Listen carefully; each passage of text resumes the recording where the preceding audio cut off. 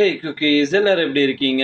இன்னைக்கு நம்மளோட வீடியோல எதை பத்தி பார்க்க போறோம்னா ரெக்கார்ட் ஆஃப் ராக்னராக் அப்படின்ற இந்த ஆசமான அனிமி சீரிஸோடைய சீசன் 2 ஓட எபிசோட் 13 பத்தி தான் இன்னைக்கு நம்மளோட வீடியோல பார்க்க போறோம். ஸோ இதுக்கு முன்னாடி நம்மளோட சேனல் குக்கி லக்கி நீங்க சப்ஸ்கிரைப் பண்ணாம இருக்கீங்கன்னா மறக்காம சப்ஸ்கிரைப் பண்ணிடுங்க. பக்கத்துல இருக்க பெல் ஐக்கானையும் பிரஸ் பண்ணிடுங்க. So welcome to cookie lucky.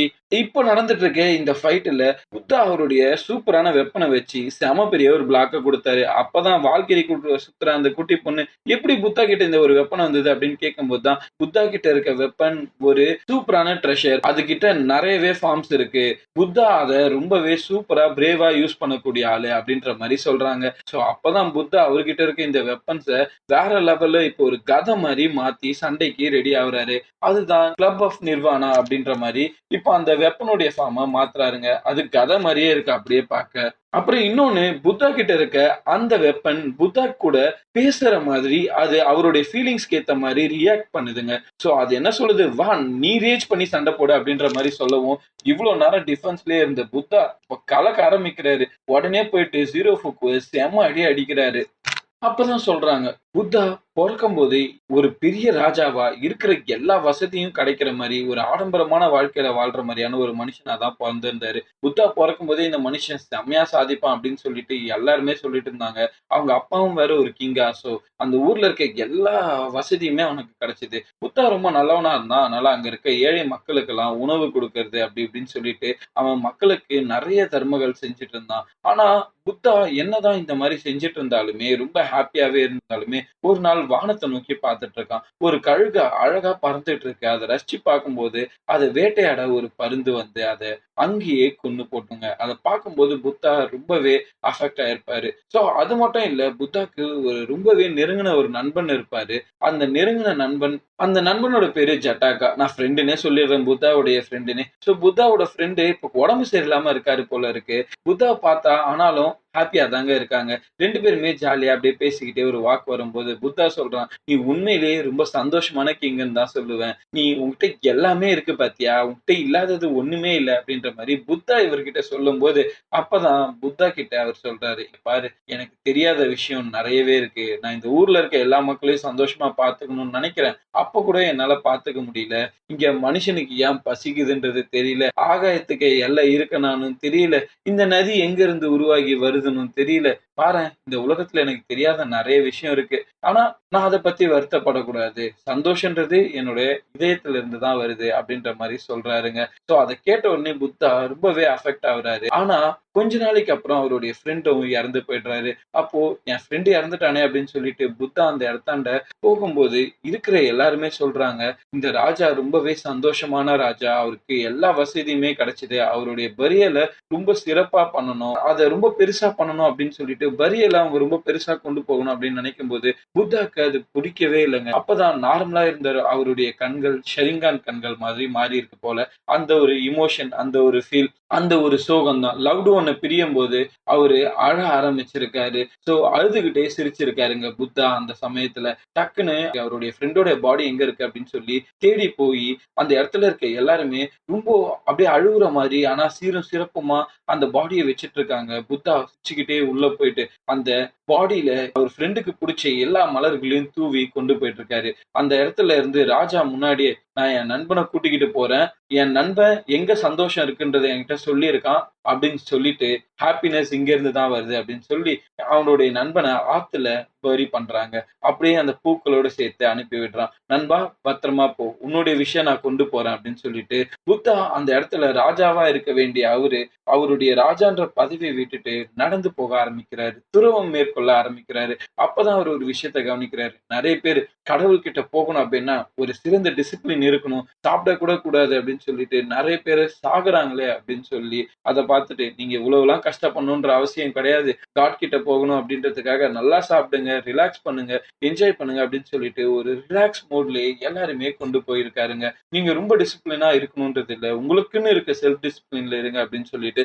அது மட்டும் இல்ல, ஒரு சின்ன சின்ன குழந்தைங்களை எல்லாம் அந்த காலத்துல பலி கொடுப்பாங்க. அந்த மாதிரி பலி எல்லாம் கொடுக்க கூடாது, கடவுள்ன்றத ஒரு பேரை சொல்லி நீங்க பலி கொடுக்க கூடாது அப்படின்னு சொல்லி நிறைய லாஸ மாத்திக்கிட்டே இருந்திருக்காருங்க. சோ அப்படிதான் புத்தா ஒரு சிறந்த கடவுளா மாறிட்டு வந்துட்டு இருந்திருக்காரு. ஸோ இதே சமயத்துல இங்க ஃபைட்ட பார்த்தா வேற லெவல்ல 2 பேரும் உண்மையிலேயே சூப்பரான ஒரு ஃபைட்ட குடுத்துக்கிட்டு இருக்காங்க. அந்த வெப்பன் விடாம டிரான்ஸ்ஃபார்ம் ஆகிக்கிட்டே இருக்கு. புத்தாவும் சும்மா கிடையாது. அவருடைய வெப்பன சூப்பரா டிரான்ஸ்ஃபார்ம் பண்ணிக்கிட்டே இருக்காருங்க. இப்போ ஒரு ஈட்டி மாதிரியான ஒரு ஃபார்முக்கு அவருடைய வெப்பன கொண்டு வந்திருக்காரு. அது ஒரு தேவா ஃபார்ம் அப்படின்ற மாரி சொல்றாங்க. அந்த வெப்பன வச்சு உண்மையிலேயே சூப்பரா சண்டை போட்டுட்டு இருக்காரு. புத்தா எகிறி எகிறி அடிக்கிறாரு. ஆக்சுவலா புத்தா வந்து நான் இந்த மாரி ஒரு ஃபைட்டரா அப்படிலாம் நான் யோசிச்சு கூட பார்த்தது இல்ல. புத்தாவ ரொம்ப ஒரு காமான ஒரு காட் அப்படின்ற மாரி தான் யோசிச்சேன். ஆனா இந்த அனிமேல வந்து புத்தாவ வேற லெவல்ல ஒரு சூப்பர் ஃபைட்டரா காமிச்சிருக்காங்க. ஃபிராங்கா சொல்றேன் கைஸ். உண்மையிலேயே ரொம்பவே கூலான ஒரு ஃபைட்டர் அப்படின்ற மாரி நம்ம யோசிக்கலாம். ஆனா ஜீரோ ஃபுக்கோ அவனோட முடிக்கு கூட ஒரு பவர் வச்சிருக்கான். சோ ஜிரேயா மாரி அவனோட முடிய அப்படியே மூவ் பண்ணிலாம் சண்டை போடுறான். அப்பதான் புத்தா என்ன பண்றாரு, அவருடைய வெப்பன ஒரு சின்ன டிராகர் மாரி மாத்துறாரு. அது பேரு அக்ஷயா. சோ அந்த வெப்பன அந்த சைஸுக்கு மாத்துன உடனே ஃபாஸ்டா மூவ் பண்ணி சண்டை போட முடியும். ஆக்சுவலா டிராகர் யூஸ் பண்ணா அது வெயிட் கம்மியா இருக்கும், டியூரபிலிட்டியா இருக்கும். அதனால செம ஃபாஸ்டா சண்டை போட முடியும்ல. அத வச்சுக்கிட்டு செம வேகமா சண்டை போடுறாரு. அந்த முடிய எல்லாத்தையுமே கட் பண்ணி தள்ளிக்கிட்டே இருக்காரு. புத்தா வந்து ரொம்ப ஜாலியா, "நீ இவ்ளோ நேரம் தாக்கு புடிச்சதே பெரிய விஷயம்" அப்படின்னு சொல்லிட்டு ஃபன்னா செம சூப்பரா சண்டை போட்டுக்கிட்டு இருக்காரு. இப்போ ஜீரோ ஃபுக்குக்கு என்ன ஆகுதுன்னா, "டேய் இங்க நான் எவ்ளோ கஷ்டப்பட்டு சண்டை போட்டுட்டு இருக்கேன். அப்பவும் சரி, இப்பவும் சரி. எல்லாருமே புத்தா, புத்தா, புத்தான்றீங்க. அப்புறம் நான் என்னத்துக்குடா இருக்கிறேன்? நான் தான்டா உங்களுக்கு நல்ல ஃபார்ச்சூன முதல்ல குடுத்தேன். ஆனா நீங்க நான் பண்ணத யாரும் கவனிக்கவே இல்லையேடா. எனக்கு எந்த ஒரு ரெகக்னிஷனுமே கிடைக்கலையேடா" அப்படின்னு சொல்லிட்டு இன்னும் கோவம் ஆகிட்டே இருக்கான். புத்தாவ அட்டாக் பண்ணணும் அப்படின்ற மோட்ல போய்க்கிட்டே இருக்காங்க. அப்பதான் புத்தா டக்குன்னு ஜீரோ ஃபுக்குவ புடிச்சுட்டு, "ஏய் ஜீரோ ஃபுக்கு இங்க பாரு. நீ உன்ன நெறைய லவ் பண்ண கத்துக்கணும். நீ இந்த மாரிலாம் இருக்கக்கூடாது. முதல்ல உன்ன நீ லவ் பண்றா" அப்படின்ற மாரி சொல்றாரு. கொல்றதுக்கு ஜீரோ ஃபுக்கு வந்து சண்டை போட்டுட்டு இருந்தா புத்தா ஒரே வார்த்தையா, "ஏய் இங்க பாருப்பா ஜீரோ ஃபுக்கு. எனக்கு உன்ன ரொம்பவே பிடிச்சிருக்கு தெரியுமா?" அப்படின்னு டக்குன்னு சொல்லிடுறாரு. அப்பதான் ஜீரோ ஃபுக்குக்கு ஒண்ணு புரியுது. வாவ்! என்ன ஒருத்தவங்க புடிச்சிருக்குன்னு நெனைக்கிறாங்களா?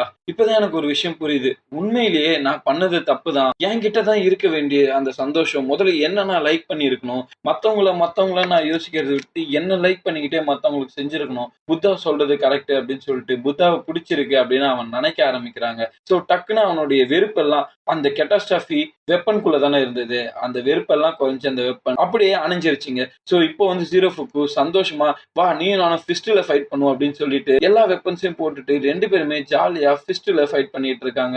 ஜீரோ ஃபுக்கு ரொம்ப சந்தோஷமா, "பரவால்ல நான் ரொம்ப சந்தோஷமா சண்டை போட போறேன்" அப்படின்னு சண்டை போடுறாரு. அப்போ புத்தா ஜீரோ ஃபுக்குவையும் டெஃபீட் பண்ணிடுறாருங்க. சோ புத்தாவ பார்க்கும்போது ஜீரோ ஃபுக்குக்கு ரொம்ப சந்தோஷமா தான் இருக்கு. அதே மாரி ஜீரோ ஃபுக்கும் சந்தோஷமா சிரிச்சுக்கின்னு, "வாவ்! நான் ரொம்ப ஹாப்பியா இருக்கேன்" அப்படின்னு சொல்றான். அப்பதான் ஜீரோ ஃபுக்கோட தலையில இருந்த அந்த 2 கொம்பும் கீழ விழுதுங்க. அப்பதான் ஜீரோ ஃபுக்கு என்ன சொல்றான்னா, "நான் ப்ராமிஸ் பண்றேன். நான் என்னுடைய பெஸ்ட்ட உங்களுக்கு குடுத்து மக்கள மறுபடியும் நான் நல்லபடியா பார்த்துக்க போறேன்னு" சொல்லிக்கிட்டு இருக்கும்போதே, பக்கத்துல இருந்து விழுந்த அந்த 2 கொம்புகளும் திருப்பி ஜீரோ ஃபுக்கோட தலைய நோண்டி அவனோட தலைக்குள்ள போகுதுங்க. திடீர்னு அந்த ஹார்ன்ஸ் 2ம் செம பெருசா வளர்ந்து அவனோட உடம்புக்குள்ளேயே போயிடுது. சோ என்ன நடக்குது அப்படின்றதே புரியல. புத்தாவே "ஜீரோ ஃபுக்கு எனக்கு என்ன ஆச்சு?" அப்படின்ற மாரி கத்துறாரு.